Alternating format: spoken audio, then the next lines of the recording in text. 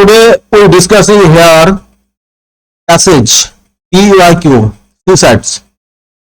The need for competitions law become more evident when foreign direct investments is liberalized. The impact of FDI is not always pro-competitive. Very often FDI takes the form of a foreign corporations acquiring a domestic enterprises or establishing a joint ventures with one. By making such an acquisitions, the foreign investors may substantially lessen competitions and gain a dominant positions in the relevant market, thus charging higher prices. Another scenario is where the affiliates of two separate multinational companies (MNCs) have been established in competitions with one another in a particular developing economy.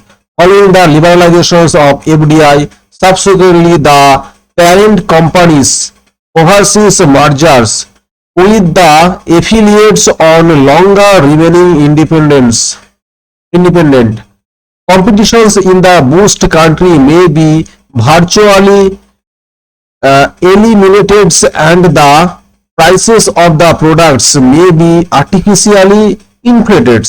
Most of these adverse consequences of mergers and acquisitions by MNCs can be avoided if an effective competitions law is in place. Also, an economy that has implemented an effective competitions law is in a better position to attract FDI than one that has not. This is not just because most MNCs are expected to be accustomed to the operations of such a law in their home countries and know how to deal with such concerns, but also that MNC expect competitions authorities to ensure a level playing fields between domestic and foreign firms. So, question number 36. With reference to the passage, consider the following statements. It is desirable that the impacts of foreign direct investment should be pro-competitive.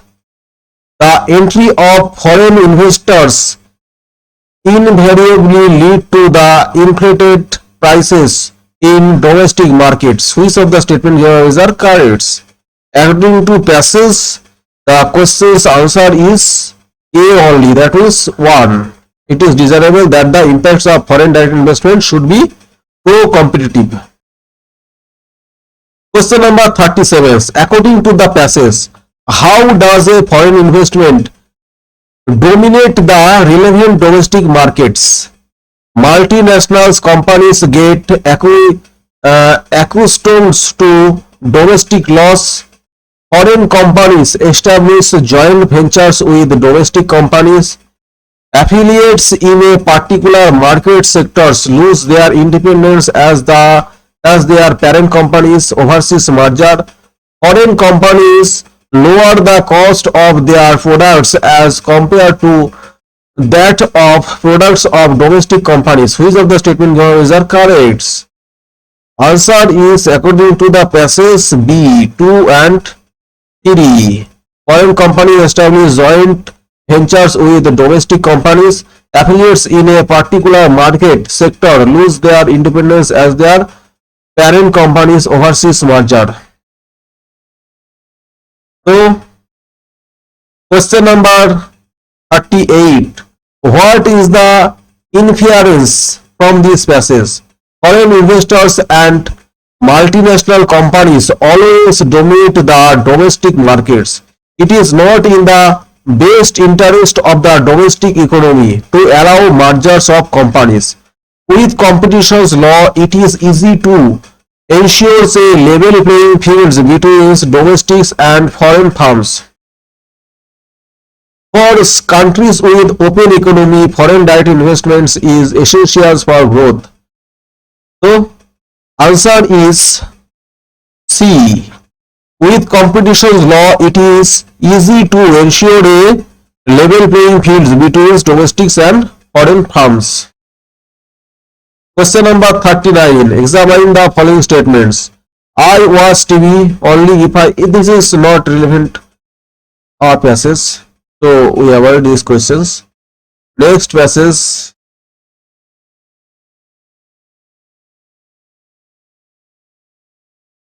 Or is next passage? This is another passage. The poor, especially in market economies, need the strength that collectivities offer for creating more economic, social and political space for themselves, for enhancing their socio-economic well-being and choice, and as a protection against free markets individualisms. It has been argued that a group approach to farming, especially in the form of bottom-up agricultural productions collectivities, offer substantial scopes for poverty alleviations and empowering the poor as well as enhancing agricultural productivity. To realize these potentials, however, the group would need to be voluntary in nature, small in size, participative in decision makings, and equitable in work sharings and benefit distributions. There are many notable examples of such collectivities to be found in varied contexts, such as in the transitions economies. All of them bear witness to the possibility of successful cooperations under given conditions, and although the gender impact of the family cooperatives in the transitions economies and uncertain, the Indian examples of women-only groups farming offered considerable potentials for benefiting women. So question number 51 is, agricultural collectivities such as groups-based farming can provide the rural poor empowerment, increased agricultural productivity, safeguard against exploitative market, surplus productions of agricultural commodities. Select the correct answer using the code below. According to passage, the answer is B, 1, 2 and 3. These three statement is fully correct.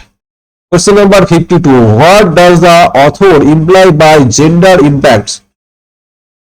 Women are doubtful participants in cooperatives. Family cooperatives may not include women. Women benefiting from group farmings. Women's role in transitions economies is highly restrictive. Answer is C, women benefiting from group farming. Question number 53. Consider the following assumptions. It is imperative for transitions economies to have agricultural collectivities. Agricultural productivity can be increased by group approach to farmings.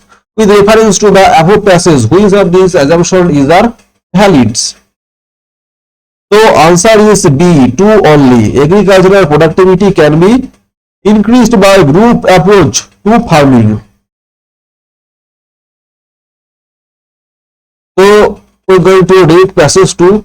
In a typical Western liberal context, deepening of democracy invariably lends to consolidations of liberal values. In the Indian context, democratization is translated into greater involvement of peoples, not as individuals, which staples to liberal discourse, but as communities or groups. Individuals are getting involved in the public spheres, not as authorities, not as atomized individuals, but as members of primordials communities drawn on religious or caste identity. Community identity seems to be the governing force. It is not, therefore, surprises that the so-called peripheral groups continues to maintain their identities with reference to the social groups, caste, religions, or sect to which they belong, while getting involved in the political process, despite the fact that their political goals remains more or less identical, by helping to articulate the political voice of the marginalized. Democracy in India has led to a loosening of social structures and empowered the peripherals to be confident of their ability to improve the socio-economic conditions in which they are placed. This is a significant political process that had led to a silent revolutions to a meaningful transfers of power from the upper caste elites to various sub-elite subaltern groups within the democratic spheres of public governance. So question number 54. According to the passage, what does deepening of democracy means in the Western context? Consolidations of group and class identities, democratizations translated as greater involvement of peoples, democratizations as a greater involvement of authorized, atomized individuals into the public spheres. None of the statement A, B, C given above are correct in this context. So, question number 54, answer is C, democratizations as greater involvement of atomized individuals in the public spheres. Question number 55, greater democratizations in India has not necessarily led to the dilutions of caste and communal identities in the public spheres, irrelevance of community identity as governing force in Indian politics, marginalizations of elite groups in society, relatives unimportance of hereditary identities over class identities. So answer is B, irrelevance of community identity as a governing force of Indian politics. Question number 56. What is the silent revolutions that has occurred in the India's democratic process? Irrelevance of caste and class hierarchies in political process, loosening of social structures in voting behaviors and patterns, social changes through transfers of powers from upper caste elites to subaltern groups. All the statements A, B, C above are correct in this context. 53 answer is C, social changes through transfer of powers from upper caste elites to subaltern groups. There is another passage. This is irrelevant. This is not passage. This is anything else. Now, passage 1. For 14 and a half months, I lived in my little cells or room in the Dehradun jails, and I began to feel as if I was almost a part of it. I was familiar with every bit of it. I knew every mark and dents on the whitewashed walls and on the uneven floors and the ceilings with its moth-eaten rafters. In the little yards outside, I greeted little tufts of grass and add bits of stones as old friends. I was not alone in my cells, for several colonies of wasps and hornets lived there, and many lizards found a home behind the rafters, emerging in the evening in search of prey. So, question is, which of the following explains best the sentences in the passage I was almost a part of it? I was not alone in the cells. I was familiar with every bit of the cells. I greeted little tufts of grass like old friends. I feel quite at home in the cells. So answer is B. I was familiar with every bit of the cells. Question number 67. The passage attempts to describe the general conditions of the country's jails, the prisoner's capacity to notice the minute details of his surroundings, the prisoner's conscious efforts to overcome the loneliness, the prisoner's ability to live happily with other creatures. So answer is very easy. Answer is C. The prisoner's conscious effort to overcome the loneliness. Question number 68. The author of the passage seems to suggest that it is possible to adjust oneself to uncongenial surroundings. The conditions in Indian prisons are not bad. It is not difficult to spend one's time in prisons. There is a need to improve the conditions in our jails. So answer is A. It is possible to adjust oneself to uncongenial surroundings. So passage 2. We started pitching the highest camp that has ever been made. Everything took 5 times as long as it would have taken in a place where there was enough air to breathe, but at least we got the tent up, and when we crawled in, it was not too bad. There was only a light winds, and inside it was not too cold for us to take off our gloves. At night, most climbers take off their boots, but I prefer to keep them on. Hilary, on the other hand, took his off and laid them next to his sleeping bag.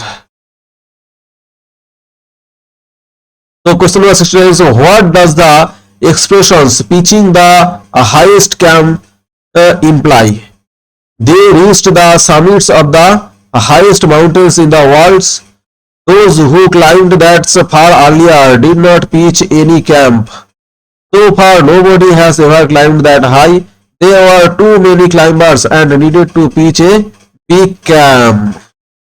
So answer is C. So far, nobody has ever climbed that high. Question number 70.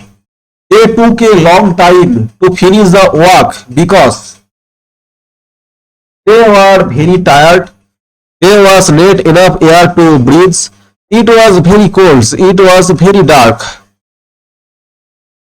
So answer is B. There was not enough air to breathe.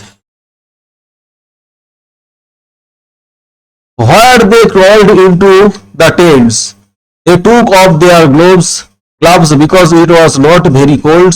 They could not take off their gloves because it was very cold. They took off their gloves though it was very cold. They did not take off their gloves though it was not cold. So answer is very easy. Answer is A. They took off their gloves because it was not very cold.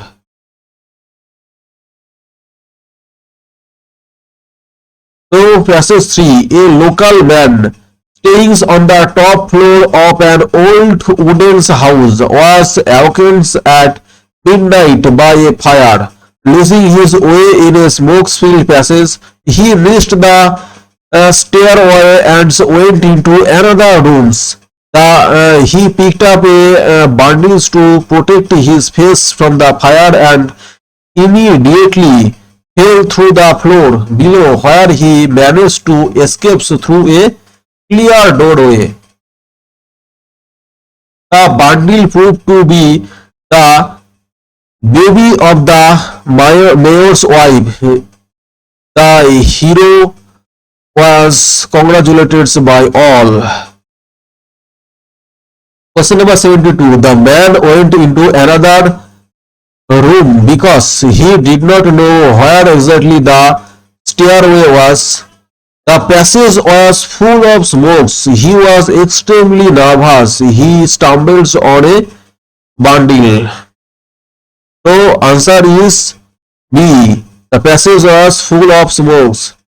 Question number 73. The man who called a hero because he expressed the willingness to risk his life to save others, managed to escape from the fires, showed great courage in fighting the fires, saved a life. So answer is very easy. That is saved a life. So was called a hero.